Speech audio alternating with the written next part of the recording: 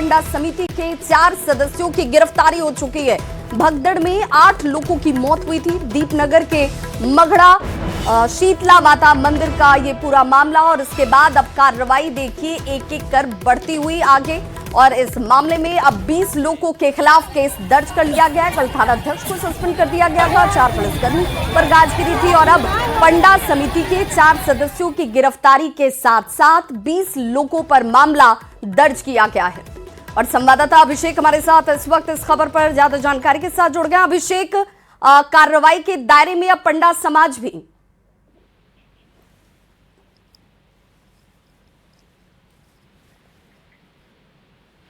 Hello अभिषेक, आप तक आवाज पहुंच रही है? जी जी।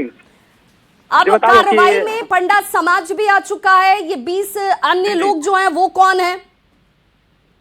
बता दो कि कल जो 8 लोगों की मौत हुई थी, जिसमें शीतला मंदिर के पंडा समिति के जो सदस्य हैं वो अनूप पांडे हैं, अवधेश मिश्रा हैं, विवेकानंद पांडे और निरंजन पांडे, ये सभी लोगों को जो है गिरफ्तार किया है। फिलहाल 20 लोगों को जो है नामजद अभियुक्त बनाया गया है, जिसमें 4 लोगों की गिरफ्तारी हो चुकी है।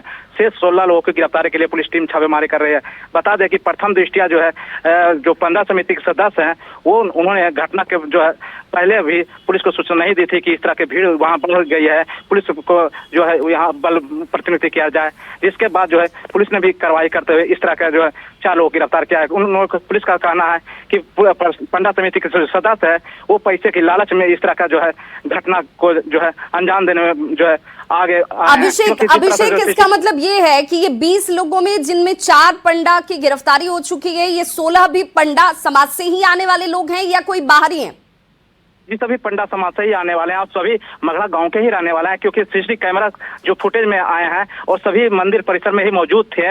इस कारण उन लोग की गिरफ्तारियां की जा रही है, क्योंकि इन लोग का साफ कहना है कि वहां मौजूद थे तो क्यों नहीं सूचना दी कि पुलिस को कि इस तरह की जो भीड़ बढ़ रही है, अनियंत्रित हो रही है, क्योंकि बांस लगा के जो है पैसे की वसूली की जा रही थी। खास करके पीछे वाली गेट जो छोटी गेट है उससे जो है बैक गेट से जो है उधर से बैक गेट से जो है घुसाने का काम किया जा रहा था। इस कारण जो है भीड़ अनियंत्रित हुई थी और यही कारण है जो वहां पर घटना घटी थी और जिसमें 8 लोगों की मौत हुई थी। तो पुलिस ने एक बड़ी कार्रवाई करते हुए कुल 4 लोगों को गिरफ्तार किया है, जबकि 20 लोगों के खिलाफ केस दर्ज किया है। जी, ये बाकी 16 लोग क्या फरार हैं? जी, बाकी 16 लोगों के घर भी तलाशी ली गई है, लेकिन वो सभी के सभी फरार हैं। खास करके जब घटना घटी थी उसी समय से पंडा समिति के सभी सदस्य फरार पाए गए थे, क्योंकि हम लोग भी कल पंडा समिति को ढूंढ रहे थे कि आखिर उनकी तरफ से भी बयान लिया जाए, क्योंकि जब घटना के समय या घटना के पहले भी बहुत सारे पंडा जो है वो रोटेशन के अनुसार जो है मंदिर में जो पूजा कराने का काम करते हैं। और लेकिन कल जो है घटना जैसे ही हुई सभी पंडा जो समिति के सदस्य हैं वो सभी के सभी फरार हो गए थे, लेकिन स्थानीय लोगों ने मदद की। हालांकि पंडा समिति के लोग भी अगर इस तरह से मदद करते तो आज उनकी दोषी जो है थोड़ा कम हो सकता था, लेकिन पंडा समिति के जो सदस्य हैं वो सभी के सभी घटना के बाद जो है फरार हो गए हैं। बहुत बहुत शुक्रिया अभिषेक इस तमाम जानकारी के लिए। तो नालंदा भगदड़ मामले में देखिए पंडा समाज के ऊपर भी कार्रवाई जो है वो शुरू हो चुकी है। 4 पंडा सदस्यों की गिरफ्तारी, साथ ही साथ 16 लोगों की गिरफ्तारी के लिए इस वक्त छापेमारी की कार्रवाई चलती हुई, और ये सभी उसी गांव के बताए जा रहे हैं। हालांकि ये पुलिस की पकड़ से इस वक्त बाहर है। खबर नालंदा से, जहां शीतला मंदिर में हुई भगदड़ के बाद आज मंदिर में सन्नाटा पसरा हुआ है। दीपनगर थाना क्षेत्र के मघरा गांव में हुए इस हादसे में 8 लोगों की जान चली गई और कुछ लोग मंदिर में आज जैसे ही पहुंचे। कल की घटना में एक युवती लापता है, जिसे परिजन कल से ही लगातार ढूंढ रहे हैं।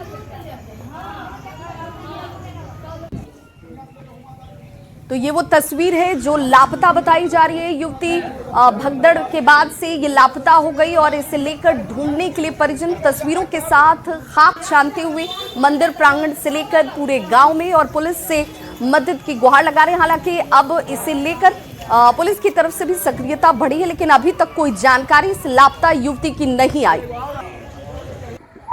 अभी हम पहुंचे नालंदा जिले के दीपनगर थाना क्षेत्र के मगड़ा गांव, जहां आप देख सकते हैं ये वही मगड़ा गांव है और शीतला मंदिर, जहां पर कल हादसा हुई थी जिसमें 8 लोगों की जो बेसमय जो है मौत हो गई थी, जिसके बाद जो है आज जो है यहाँ सन्नाटा पसरा हुआ है। तो बता दें कि ये शीतला मंदिर है और यहाँ पर कुल 8 लोगों की जो है यहाँ पर मौत हुई थी, जिसके बाद जो है आज भी जो है श्रद्धालु धीरे धीरे पूजा अर्चना करने के लिए पहुंच रहे हैं, क्योंकि कल जो है श्रद्धालुओं के लिए मंदिर बंद कर दी गई थी।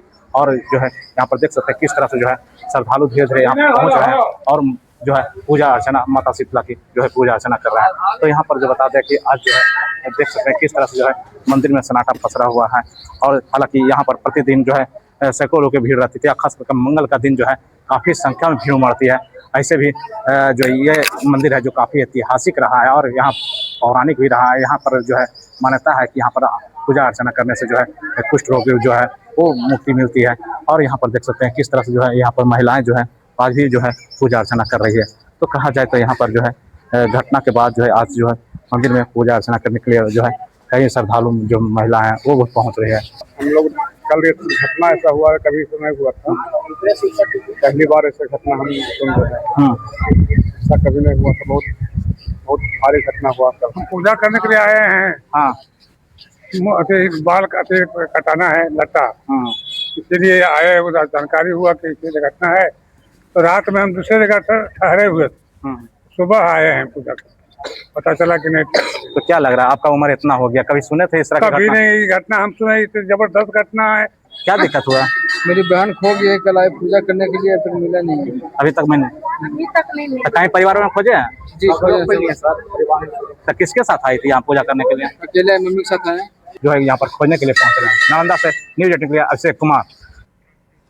तो बिहार पुलिस प्रशासन ने नालंदा के शीतला मंदिर में हुई भगदड़ की घटना के बाद भी सबक नहीं लिया। शीतला मंदिर में सुरक्षा व्यवस्था बेहतर नहीं की गई। आज भी मंदिर के पास भीड़ नियंत्रण जो है वो कैसे होगी, वो भगवान भरोसे ही छोड़ी गई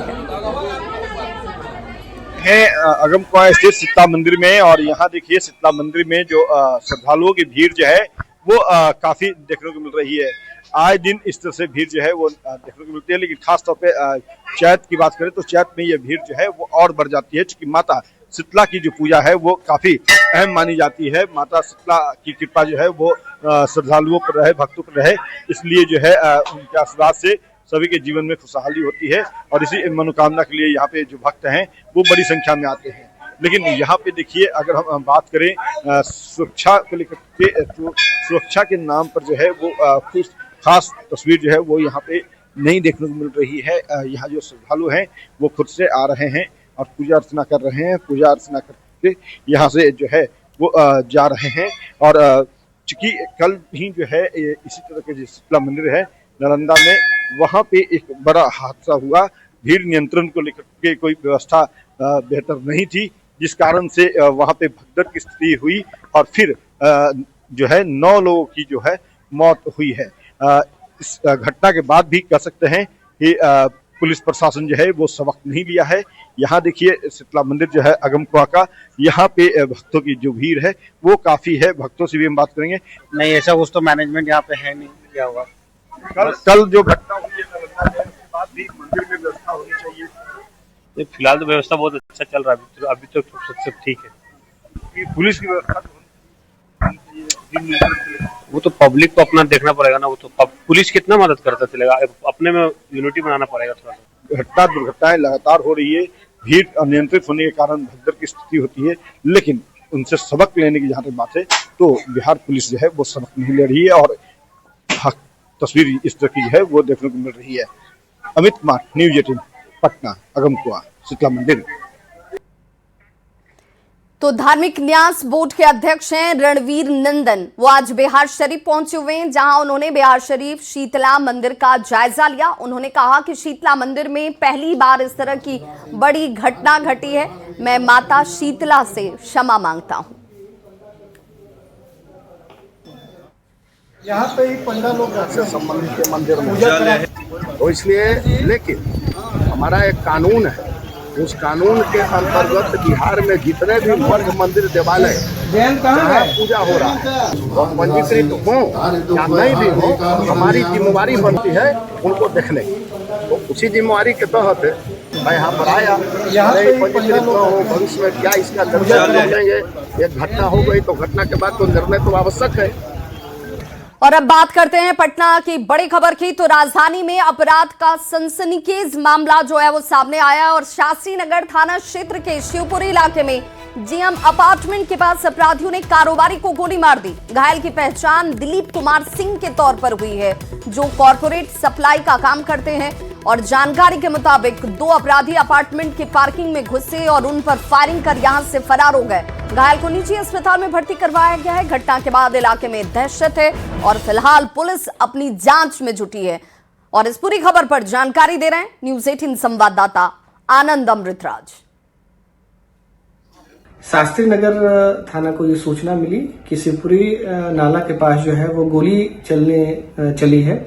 सूचना के सत्यापन हेतु जब शास्त्री नगर थाना की पुलिस वहां पे पहुंची तो वहां पे पता चला कि शास्त्री नगर नाला के पास जीएस इनक्लेव है, जिसमें दिलीप कुमार नाम के व्यक्ति रहते हैं, जो कि मटेरियल संबंधित जो है कंस्ट्रक्शन से रिलेटेड मटेरियल जो है वो सप्लाई का काम करते हैं। उनको कुछ लोगों के द्वारा जो है गोली से हमला किया गया है। इसमें जो है एफएसएल को बुला लिया गया है। एफआईआर जो है वो दर्ज की जा रही है और विधि सम्मत कार्रवाई की जा रही है।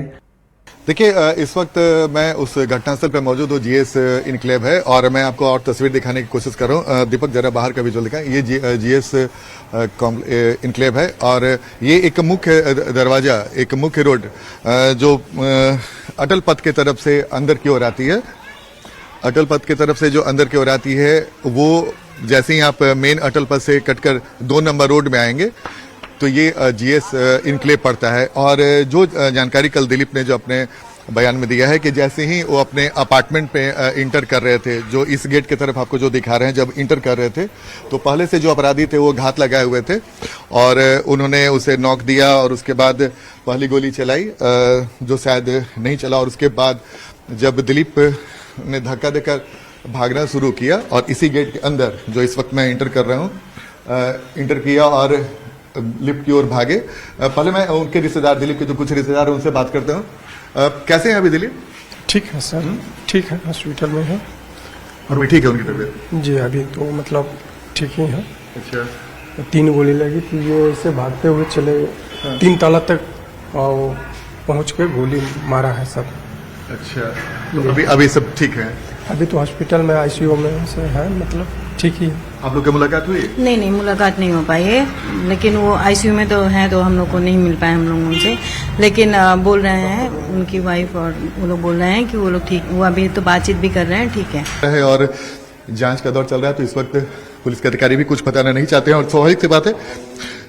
हमारी कोशिश सिर्फ यही है कि जानकारी दर्शकों तक दे कि पुलिस के अधिकारी यहाँ पर पहुंचे हुए हैं और लगातार वो तमाम बातों को जानने की कोशिश करेंगे। सर हमको पता नहीं, हम तो यहाँ पे खड़े हैं। अच्छा। खड़े हैं और उधर से सर एकदम भागे जा रहे हैं। अच्छा। आप पीछे से आए। कितना आदमी था? एक ही आदमी हम यहाँ पर आया है। अच्छा, एक आदमी था। हाँ। तो क्या पहने हुए थे वो? Shirt pant. अच्छा, चेहरा वाला? चेहरा तो सर उतना पहचान में हमको नहीं आया है कि चेहरा। तो ये वो तस्वीर है, देखिए किस तरीके से यहां से अपराधी गोली मारकर फरार होते हुए आपको दिख रहे होंगे। और देखिए ये वो व्यवसायी हैं जो कि जैसे ही अंदर गए पीछे से आवाज दी गई, उन पर फायर किया जाता है। पहली गोली यहां उन्हें मारी जाती है और वो यहां से भागते हुए 3रे तल्ले तक पहुंचते हैं और एक अपराधी ठीक उनके पीछे पीछे भागता है और 3 गोलियां उन्हें मारी गई। एक शख्स बाहर ही रहता है और दूसरा शख्स गोली मारने के बाद यहां से फरार होता हुआ दिख रहा होगा। देखिए कैसे उन्हें पीछे से आवाज दी गई, फिर उनके ऊपर फायर कर दिया गया और फिर 3रे तल्ले तक ये अपराधी उनके पीछे भागते हुए भी नजर आए और उसके बाद घटना को अंजाम देकर यहां से निकल गए। बता दें कि बिहार में पिछले अगर 48 घंटे की बात करें तो 48 घंटे में कारोबारियों पर हमले की ये दूसरी वारदात है। मुजफ्फरपुर में भी बालू गिट्टी कारोबार से जुड़े प्रभाकर सिंह की गोली मारकर हत्या कर दी गई थी। हालांकि पुलिस ने इस मामले का खुलासा करते हुए 2 आरोपी को गिरफ्तार कर लिया, लेकिन सवाल अब भी वही है कि क्या बिहार में अपराधियों के मन से खाकी का खौफ खत्म हो गया है? शास्त्री नगर जैसे पौष इलाके में इस तरह की वारदात हो गई, पुलिस क्या कर रही थी? अपराधियों की गिरफ्तारी कब होगी? यह भी सबसे बड़ा सवाल, क्योंकि ऐसी घटनाओं के बाद गिरफ्तारी कितनी देर बाद होती है और घटना के पीछे की वजह क्या होती है, खुलकर सामने आ जाए, इसका इंतजार बाकी है।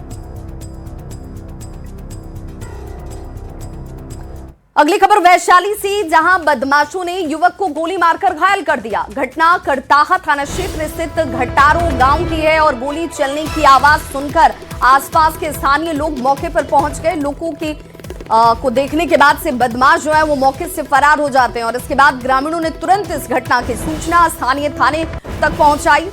पुलिस मौके पर पहुंची और अब इस मामले की जांच में जुट गई है।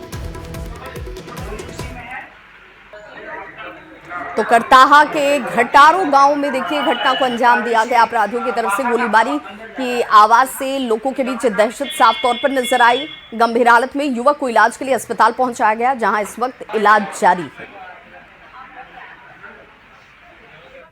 जो गोली मारा उसका नाम ओम प्रकाश है। दोनों भाई वहाँ पर? हाँ, दोनों, एक भाई पकड़ा था, एक भाई गोली चलाया। उसका पिता का नाम? उसका पिता का नाम राजेश्री सिंह है। इससे कोई तरह का विवाद वगैरह पहले से चलता था? हाँ, चलता था। मतलब पी के वो लड़का मतलब पियक्कड़ है। पी के 2 दिन पहले पी के मतलब वो गाली दे रहा था, तो कोई भी सर गाली देगा तो कोई भी हाथ उठाएगा ही। तो वही बात के लिए वो अब किसी के दूरा पे चढ़ के माँ बहन को गाली दीजिएगा तो ऐसा तो चलता नहीं है सर। तो यही बात के लिए वो एक आध झपट मारा था, तो इसी बात के लिए अभी हुआ है सर। सूचना मिली है कि एक विवेक कुमार सिंह है, उसको आपसी विवाद में गोली मारी गई है और वो जख्मी अवस्था में उसको इलाज के लिए सदर अस्पताल भेजा गया, लेकिन बाद में उनके परिजन उनको गणपति अस्पताल लेकर गए हैं और वहां पर पुलिस पदाधिकारी पहुंचे हुए हैं और उसका इलाज चल रहा है।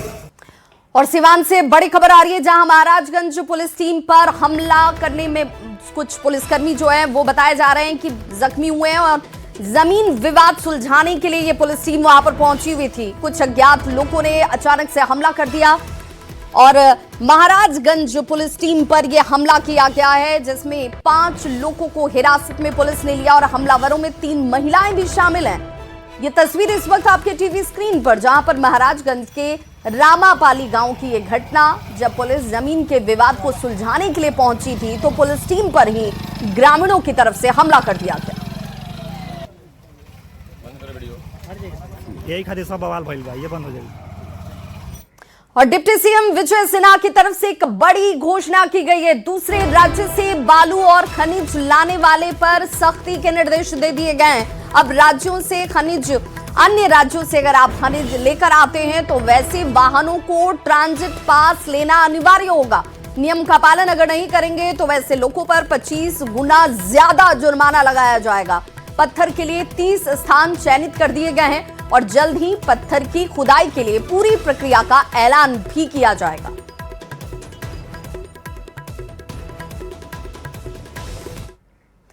तो नवादा के वारसलीगंज प्रखंड के एक सरकारी विद्यालय का वीडियो सोशल मीडिया पर तेजी से वायरल हुआ है, जिसमें विद्यालय परिसर में भोजपुरी गाने पर डांसर के साथ डांस नजर आ रहा है करते हुए लोगों की तस्वीर आपको दिख रही होगी। बताया यह भी जा रहा है कि यह कार्यक्रम रविवार रात श्राद्ध कर्म भोज के दौरान आयोजित किया गया था। स्कूल में 4 दीवारी नहीं होने की वजह से बाहरी लोगों ने परिसर का इस्तेमाल किया। वीडियो सामने आने के बाद शिक्षा व्यवस्था पर अब सवाल खड़े हो रहे हैं। स्थानीय लोग प्रशासन से कार्रवाई की मांग कर रहे हैं।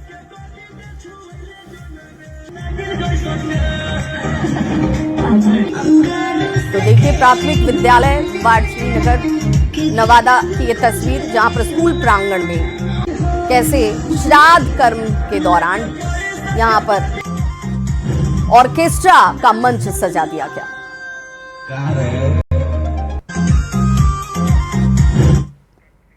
और आज से बिहार में बिजली को लेकर नया नियम लागू हो चुका है, जिसमें सुबह में बिजली सस्ती और रात में यही बिजली आपको महंगी मिलेगी। ये नियम 10 किलोवाट खपत करने वाले उपभोक्ताओं पर लागू होगा। आज से लागू बिजली के ये नए दर को लेकर लोगों ने कहा कि इससे आम उपभोक्ता ज्यादा प्रभावित नहीं होंगे। जो ज्यादा खपत करते हैं उसे ज्यादा बिल देना होगा। लोगों ने बिजली की नई दरों पर मिली-जुली प्रतिक्रिया देते हुए कहा कि फिलहाल कोई दिक्कत नहीं है, लेकिन 10 किलोवाट से कम किए जाएं तो परेशानी होगी। लोगों से बात की न्यूज 18 संवाददाता रवि एस नारायण ने।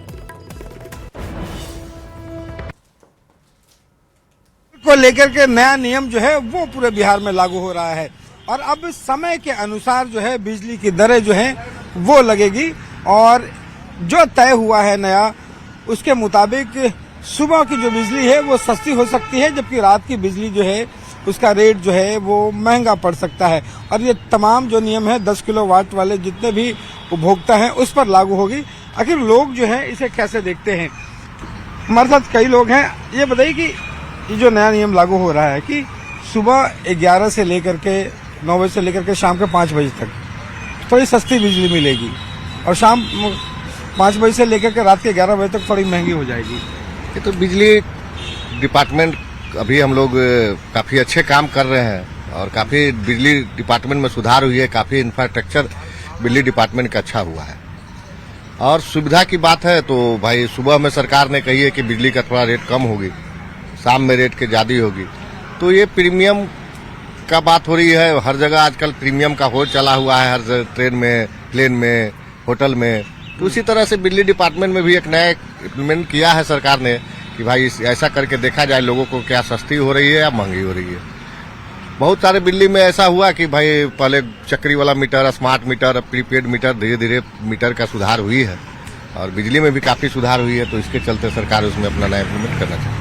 आपको क्या लगता है कि इसको लेकर के आप जैसे उपभोक्ता है उनको कोई दिक्कत है? देखिए, अगर 10 किलोवाट से ऊपर वाले के लिए तो साधारण उपभोक्ता पर तो बहुत ज्यादा असर नहीं पड़ेगा, महंगाई तो बढ़ेगा ही, लेकिन ऑन दी होल आप जाइएगा तो 2 किलोवाट, 3 किलोवाट, 5 किलोवाट, इससे ज्यादा का साधारण आदमी उपभोग नहीं कर पाता है।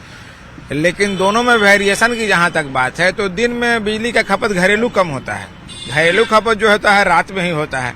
तो इसलिए सरकार को इस पर जरा एक ऐसा ढंग से लगाना चाहिए कि ताकि आम लोगों पर भार नहीं पड़ सके। तो हाँ। 10 किलोवाट पे है तो आम लोगों के से आम लोगों पर तो बहुत ज्यादा फर्क नहीं पड़ेगा, लेकिन जैसे कि आज 10 किलोवाट की कल हो सकता है उसको कर दे 5 किलोवाट, तो फिर तो आने वाले समय के लिए शुभ संकेत नहीं ना होगा। अब 24 घंटा हमको बिजली मिल रहा है, हम तो वही जानते हैं कि हमको समय पे मतलब बिजली ना कटे यही, और फिर उसमें सरकार को क्या फायदा है क्या घाटा है, हम लोग को तो ऐसा कोई घाटा नजर नहीं आ रहा है। ये लगता है कि नहीं बिजली जो है अब मुहैया सही समय पर हमेशा मिल रही है। हाँ, हम लोग को सही समय पे बिजली मिल रहा है, बिजली में कहीं कोई कटौती नहीं होती है, इसलिए हम लोग उसको सुविधा को अवेल कर रहे हैं। और आम पब्लिक को लगता है कि इससे बहुत ज्यादा नुकसान नहीं है। नहीं, अगर जैसे सरकार ने कही कि भाई 10 किलोवाट से ऊपर वाले जिनका कनेक्शन है उन पे अभी लागू होगा, तो मैक्सिमम हम समझते हैं कि बिहार के वासी। तो देखिए, ये बिजली की दरें जो हैं वो सुबह 9 बजे से लेकर के रात के अगर आप शाम के 5 बजे तक जलाते हैं तो वो एज यूजुअल साधारण तौर पर ही उसका खर्च आएगा। आज से बिजली को लेकर नियम में क्या बदलाव हुआ वो भी जान लीजिए। सुबह 9 से लेकर शाम के 5 बजे तक 20% सस्ती बिजली है वो आपको हासिल होगी, लेकिन यही 100 रुपए की खपत पर 80 रुपए आपको देना होगा। अगर आप रुपए के हिसाब से देखें तो आपको 100 रुपए में 80 रुपए खपत देनी होगी। शाम 5 बजे से लेकर रात के 11 बजे तक आप देखें तो 10 से 20% यही बिजली महंगी हो जाएगी, यानी 120% दर आपको उस खपत पर लगेगी। घरेलू उपभोक्ताओं के लिए 110% ये खपत होगी, लेकिन यही अगर आप रात के 11 बजे से सुबह 9 बजे तक जलाते हैं, बिजली की खपत करते हैं, तो आपको नॉर्मल चार्ज ही लगेगा जो लगता रहा है। अब पूरी तरह से सामान्य दर लागू रहेगी और ये बदलाव जो है ये आपके लिए भी इस लिहाज से बहुत महत्वपूर्ण है क्योंकि स्मार्ट प्रीपेड मीटर जिन लोगों के लगे हैं उन लोगों के ऊपर ये दिखेगा रिफ्लेक्ट होते हुए। 10 किलोवाट से अधिक लोड अगर आप इस्तेमाल कर रहे हैं तो फिर आपको इससे बिजली बिल के तौर पर भी ज्यादा देना होगा। तो अब बिहार में बिजली बिल बढ़ने का असर आम उपभोक्ताओं पर मिलीजुली प्रतिक्रिया के तौर पर देखने को मिल रहा है। देश में बढ़ रही महंगाई पर जेडीयू सांसद संजय झा ने बयान दिया। उन्होंने कहा कि ग्लोबल क्राइसिस है, सरकार इससे भी देख रही है। ये चैलेंज है बहुत बड़ा, स्टेट तो हम देखेंगे क्या एग्जैक्ट है, लेकिन ग्लोबल क्राइसिस का एक बड़ा इम्पैक्ट एविएशन सेक्टर पर भी आने वाला है, जो हम लोग देख रहे हैं। तो हम लोग भी जरूर इस पर कमेटी एसेस करेगी इन चीज़ों का, लेकिन ये प्रॉब्लम तो अभी वॉर का कितना लंबा चलेगा, आना है एटीएफ जो भी एयर टरबाइन फ्यूल है वो आना ही है, कॉस्ट बढ़ रहा है। मुख्यमंत्री नीतीश कुमार ने दक्षता भवन का निरीक्षण किया। उन्होंने वाल्मीकि परिसर में बेपाड स्किल पार्क के दक्षता भवन का निरीक्षण किया, जिसकी तस्वीर आप इस वक्त टीवी स्क्रीन पर देख पा रहे होंगे और कई अधिकारियों को उन्होंने जरूरी निर्देश भी दिए। इस दौरान कई क्लास का निरीक्षण कर छात्र और छात्राओं से मुख्यमंत्री बातचीत करते हुए भी दिखे। देखिए, दो तस्वीरें आपके टीवी स्क्रीन पर हैं। पहली तस्वीर में जाकर इस पूरे भवन का निरीक्षण भी हुआ और दूसरी तरफ छात्र और छात्राओं से बातचीत कर उनकी राय को भी और सुविधाओं को जानने की कोशिश की गई।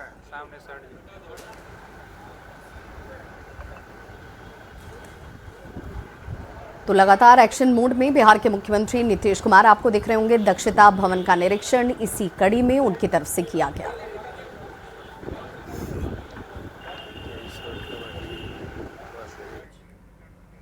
तो इस बुलेटिन में बस इतना।